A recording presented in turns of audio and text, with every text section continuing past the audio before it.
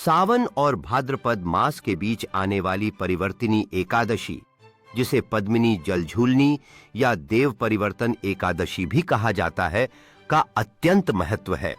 यह व्रत भगवान विष्णु के शयन से जागरण की ओर परिवर्तन का दिन माना जाता है।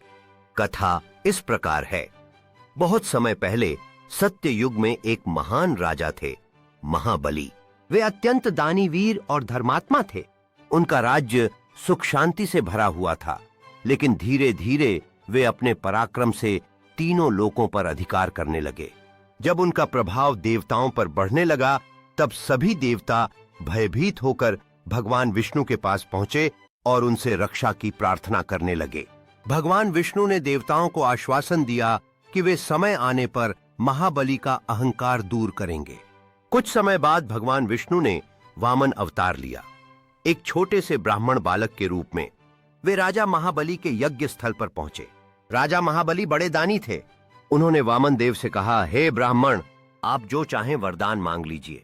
वामन ने कहा, मुझे तो बस 3 पग भूमि चाहिए जिसमें मैं अपना वास कर सकूं। महाबली ने सहज ही वचन दे दिया। तभी वामन देव ने अपना विराट रूप धारण किया। एक पग में उन्होंने धरती को नापा, दूसरे पग में आकाश को, और तीसरे पग के लिए स्थान न बचा। तब महाबली ने अपना शीश झुका दिया और कहा, भगवान, तीसरा पग मेरे सिर पर रख दीजिए।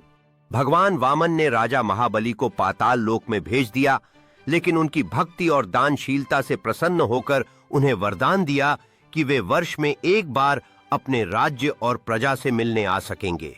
इस दिन से भगवान का जागरण और मंगल कार्यों का आरंभ माना जाता है।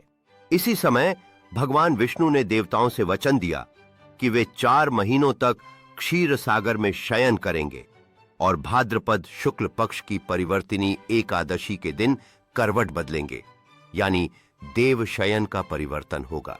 व्रत विधि संक्षेप में, प्रातः स्नान करके भगवान विष्णु का पूजन करें।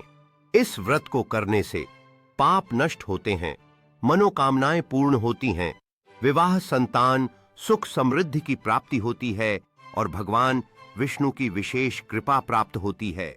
व्रत रखकर दिन भर श्री हरि का नाम जपें, तुलसी दल अर्पित करें और कथा श्रवण करें।